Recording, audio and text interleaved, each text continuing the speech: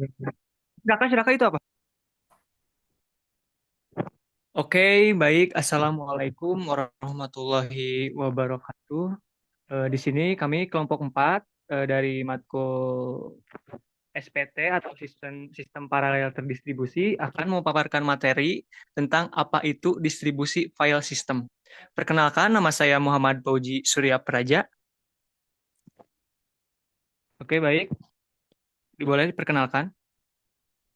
Nama saya Awal Arif Afgan. Nama saya Dinar Paulia.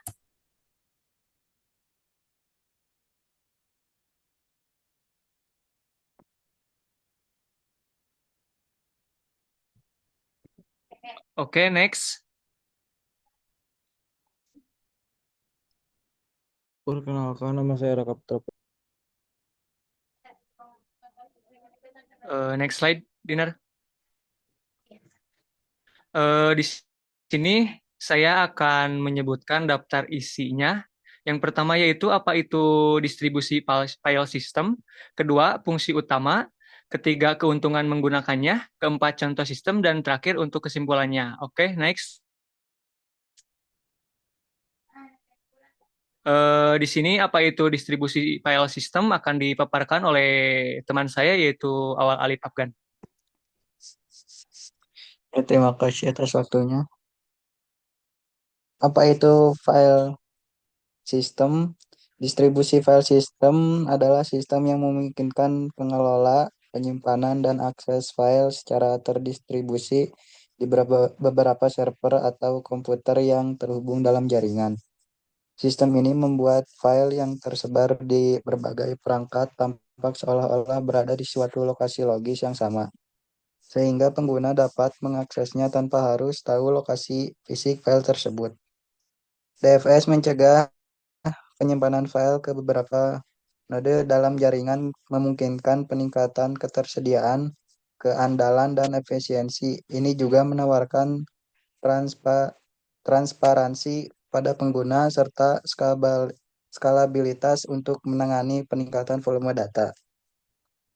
Terima kasih. Oke, next.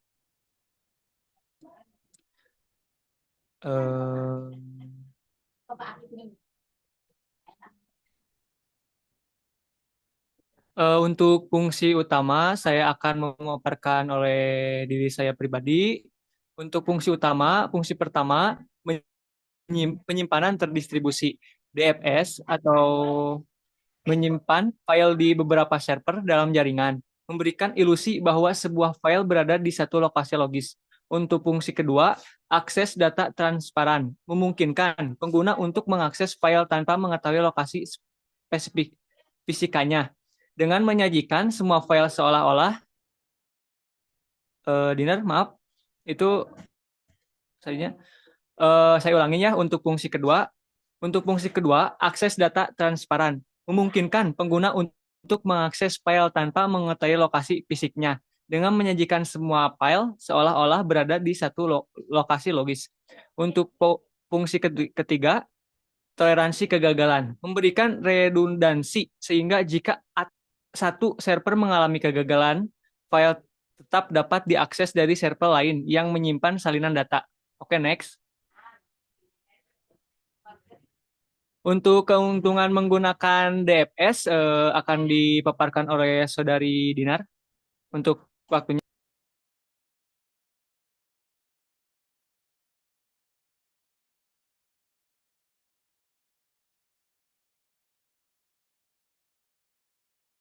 Oke, terima kasih. Di sini saya mau memaparkan keuntungan menggunakan sistem DPS ya. Yang pertama, sistem DPS itu menoleransi kegagalan yang mana DPS ini menyediakan redundansi dengan menyimpan salinan file di beberapa server. Jika satu server mengalami kegagalan, pengguna itu tetap bisa mengakses file dari server yang lain, sehingga ini meningkatkan keandalan sistem. Yang kedua, skalabilitas. DFS memudahkan penambahan kapasitas penyimpanan tanpa mempengaruhi operasi sistem yang ada, sehingga server baru dapat ditambahkan ke jaringan untuk menangani peningkatan jumlah file dan pengguna. Yang ketiga, akses data yang efisien. Dengan menempatkan file di beberapa server yang terdistribusi, DFS memungkinkan pengguna mengakses file dari lokasi terdekat, sehingga mempercepat transfer data dan mengurangi waktu respon.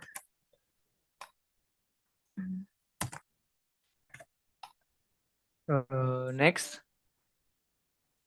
Baik. Yang keempat, itu manajemen terpusat. DFS itu memungkinkan pengelolaan file secara terpusat. Meskipun file tersebar di banyak server, memudahkan administrasi, backup, dan pemeliharaan data. Yang kelima dan juga yang terakhir, yaitu transparansi lokasi. Jadi, pengguna tidak perlu mengetahui lokasi fisik file karena DFS menyajikan tampilan logis tunggal dari seluruh file yang terdistribusi sehingga meningkatkan pengalaman pengguna dan efisiensi operasional. Terima kasih. Next. Eh, untuk slide berikutnya adalah contoh kasus. Contoh kasus akan dipaparkan oleh Saudara Raka. Untuk waktunya dipersilakan. Oke, terima kasih. Contoh kasus Microsoft DPS Distribusi File System merupakan fitur yang tersedia pada sistem operasi Windows server yang memungkinkan pengguna untuk mengelola file yang tersebar di beberapa server sebagai satu sistem file logis. Microsoft DPS mendukung dua mode utama.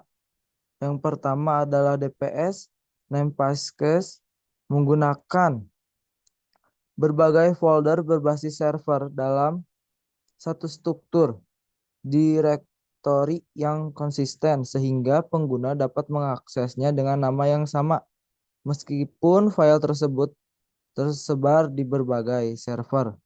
Yang kedua, DPS Replication menggunakan replikasi untuk menyinkronkan file dan folder di beberapa server, meningkatkan keandalan dan ketersediaan data. Oke, next. Untuk contoh kasus yang kedua dipaparkan oleh saya sendiri lagi ya. Untuk Network File System atau NFS, sebuah protokol yang digunakan untuk berbagai file dengan sistem operasi Unix atau Linux. NPS memungkinkan komputer dalam jaringan untuk mengakses file seolah-olah file tersebut ada di hard drive lokal. Meskipun secara fisik file tersebut tersebar di server lain dalam jaringan. Oke, next.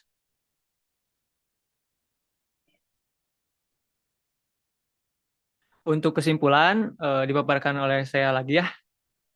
Kesimpulannya yaitu distribusi file system atau DFS adalah solusi efektif untuk pengelolaan file secara terdistribusi, di mana data disimpan dan dikelola di beberapa server yang terhubung dalam jaringan.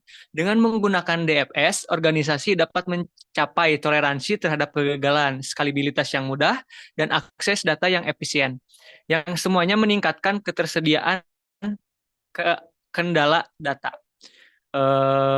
Keuntungan utama dari DFS adalah kemampuannya untuk menyembunyikan lokasi fisik file, memberikan transparansi akses kepada pengguna, serta menyediakan redundansi yang memastikan data tetap dapat diakses meskipun ada kegagalan pada beberapa server. DFS juga mempermudah manajemen terpusat untuk penyimpanan dan pemeliharaan data, meningkatkan efisiensi administrasi. Secara keseluruhan, DFS sangat penting dalam skenario penyimpanan data yang besar, seperti di pusat data, aplikasi big data, dan lingkungan yang membutuhkan ketersediaan tinggi, kendala, serta kemampuan untuk mengelola data secara efisiensi dalam jaringan terdistribusi. Next.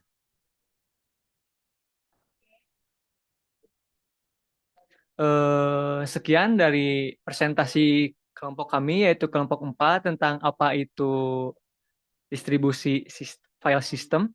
Bila ada kesalahan mohon dimaafkan, bila ada salah kata mohon dimaafkan juga. Terima kasih. Assalamualaikum warahmatullahi wabarakatuh.